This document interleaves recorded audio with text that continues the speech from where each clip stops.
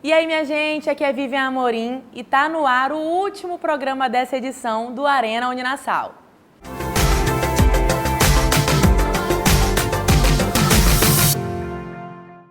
E para encerrar essa temporada, a gente vai abordar o tema os impasses entre a conservação do meio ambiente e o crescimento econômico. Para falar com a gente sobre isso, temos o professor Fábio Correia. Seja bem-vindo, Fábio. Obrigado, é um prazer estar aqui. E para falar também sobre esse tema aplicado na redação, professora Fernanda, que esteve junto com a gente essa temporada inteira. Olá, é um prazer. Vamos lá, Fábio, conta pra gente o conceito desse tema para a gente começar a entender. Tá, é importante primeiro a gente conceituar conservação, que é diferente de preservação. Conservação, ela denota muito mais o uso dos recursos naturais, né, de forma que esses recursos eles possam se regenerar, né, o que a gente chama de capacidade de resiliência. Né, como os recursos, o que são? Fauna, né, flora, água, o oxigênio, o ar que nós respiramos. Então, o conceito de conservação, né, que a gente aplica dentro desse debate está voltado justamente ao uso desses recursos naturais de forma responsável, de forma que eles perdurem. Tá? Outro ponto importante é a gente lembrar que o desenvolvimento sustentável, tá, que está dentro dessa temática, né, que é a sustentabilidade, ele vai ser apoiado num tripé. Tá? Que você tem, de um lado, o desenvolvimento ambiental, a proteção ambiental, você tem o desenvolvimento econômico e o desenvolvimento social. Tá? Então, quando hoje se fala em desenvolvimento sustentável, você fala sobre esses três aspectos. Então, essa é uma questão primordial que a gente precisa entender. E quais são os benefícios da sustentabilidade? Bom, os benefícios são todos possíveis, porque eles, quando a gente consegue atingir esses melhores consumos, melhores padrões de utilização desses recursos, nós conseguimos ter melhor desempenho econômico, melhor desempenho social e ambiental. A gente pode dizer, seguramente, que não há desenvolvimento sustentável sem justiça social, né? Nem podemos ter um desenvolvimento sustentável com degradação do meio ambiente. É importante a gente, quando fala de crescimento, também outra questão que a gente precisa esclarecer é diferenciar crescimento de desenvolvimento. O crescimento ele pode ser medido por números, por valores. Tá? Por exemplo, o PIB de um país. Tá? Não necessariamente um PIB alto vai revelar qualidade de vida da população. Tá? Nós temos até o Brasil, né, como exemplo. Então, alguns municípios que têm grandes empreendimentos, por exemplo, Ipojuca, aqui em Pernambuco, que tem um PIB altíssimo em função das arrecadações feitas a partir de Suape, que é um complexo portuário industrial, e a população ainda não sente o reflexo positivo. Quer dizer, essa riqueza, esse crescimento não está gerando desenvolvimento. Ou seja, as pessoas ainda estão num nível baixo de qualidade, né, do ponto de vista social. Né? Muito embora do ponto de vista ambiental haja muitos programas ambientais e muita preocupação em torno disso, né? Nós sabemos que há grandes impactos ambientais, mas falta ainda esse rebatimento no social, né? Para a gente ter uma justiça social. E no âmbito econômico, esse desenvolvimento sustentável, ele é viável ou é inviável? Totalmente viável. Tá? Porque um exemplo disso são o que as empresas buscam obter, que são os selos verdes, né? E a ISO 14001, por exemplo, que é um sistema de gestão ambiental, tá? Onde a empresa ela desenvolve parâmetros, desenvolve processos, tá? Voltados ao meio ambiente, voltados ao melhor uso dos recursos, né? E aí trabalha também a questão dos resíduos, tá? Que aí é outro aspecto importantíssimo, né? A destinação correta dos resíduos, sólidos, etc. Então, está diretamente associada ao crescimento econômico, aos lucros, né? ao capital, né? A subida do capital, justamente o desenvolvimento sustentável, né? A sustentabilidade. Né? A gente não pode dissociar, como eu falei no início. E tem alguma transformação que a nossa sociedade precise fazer para se tornar mais sustentável? Sem dúvida. Nossa sociedade ela está num processo ainda de evolução, ainda, né, na minha opinião, muito aquém do que deveríamos estar, de onde deveríamos estar, e a gente precisa ter, sobretudo, uma mudança de comportamento. Tá? A questão do desenvolvimento sustentável é mudança de comportamento, e de todos os setores. Tá? O setor público, nos governos, em todas as esferas, na União, os estados, os municípios, né? No setor privado, com as empresas, tá? Fazendo o seu papel, né? Destinando a melhor maneira de dispor os resíduos, utilizando energia renovável, energias limpas, e a população, que deve também fazer o seu papel, tá? Tendo boas práticas. Então, o comportamento é a base para que a gente chegue nesse objetivo, tá? E para incentivar esse tipo de comportamento, o que está faltando? Será que é informação?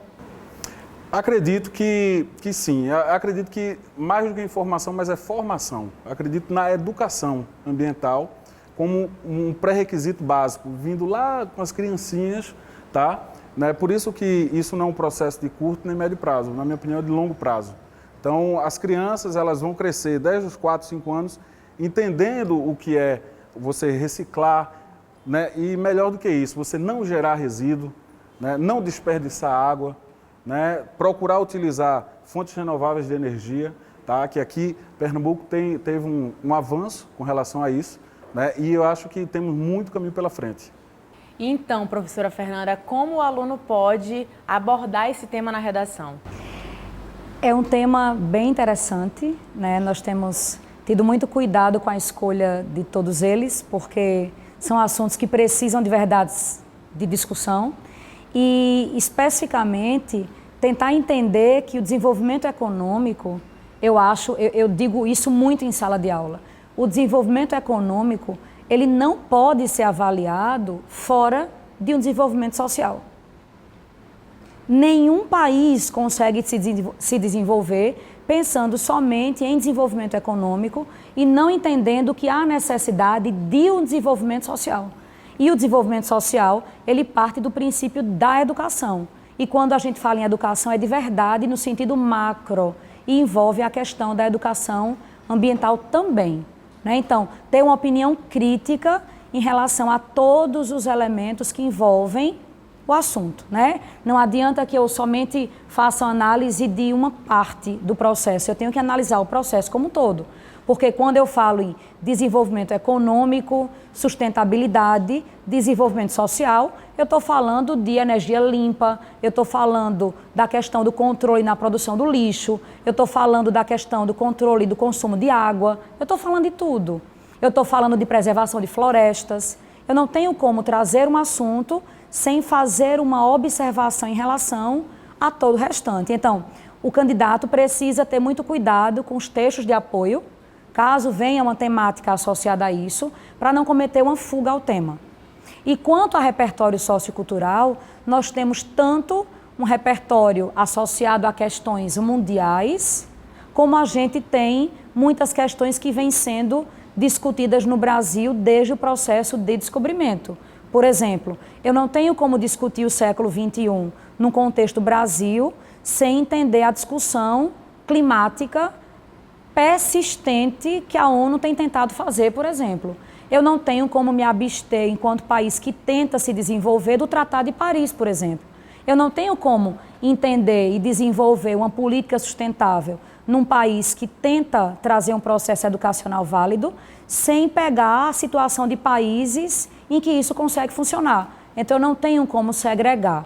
E aí eu acho que o exemplo de outros países, muitas vezes é muito válido na redação, porque vai mostrar que esse aluno tem repertório sociocultural e está atualizado. Então, é bem importante isso. O outro ponto é, existem filmes que já trazem essa questão como forma de também denunciar. Por exemplo, o Oli. Quem não assistiu ao Oli ainda, vale muito a pena.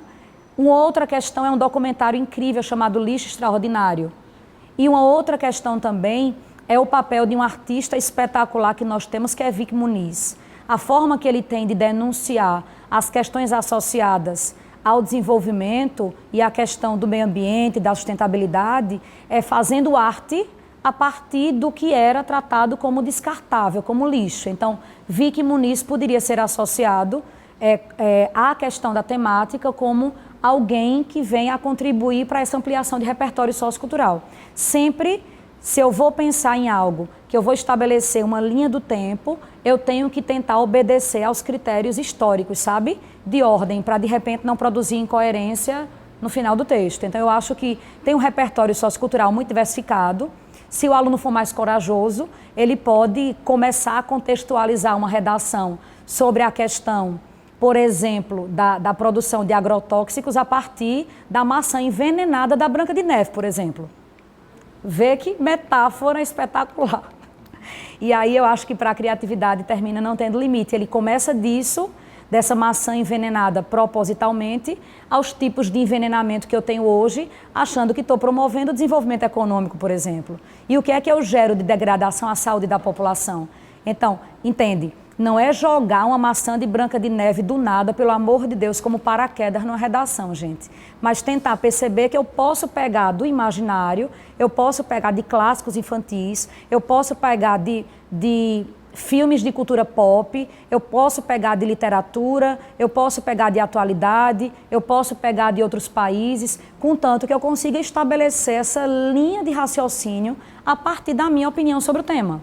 Então é isso, exercitem e já anotem aí, porque agora vem a última dica do Minuto Redação Nota 1000. A dica maior é, se você entende que o conhecimento é a única coisa que ninguém nunca vai tirar de você, ele vai ser um processo permanente.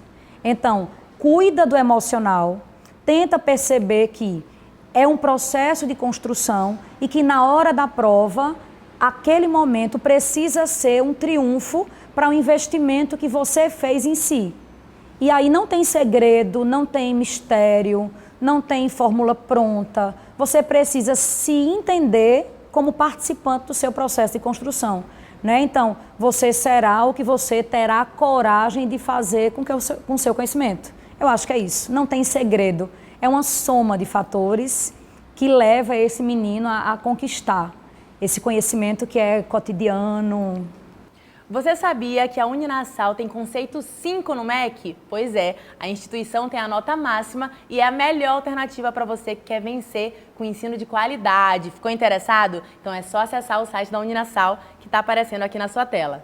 Obrigada, professor Fábio Corrêa, que esteve aqui com a gente no último programa. Pode deixar aí seus votos para os nossos alunos, viu?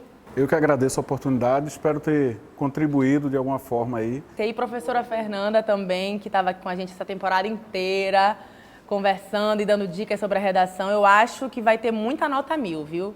Muito obrigada pelo convite, por poder estar aqui, trocar uma ideia com essa meninada. Galera que vai fazer Enem, boa prova. Olha só, senso crítico é tudo, opinião, criatividade. Vai dar certo sim. Beijo e valeu por essa edição. Adorei.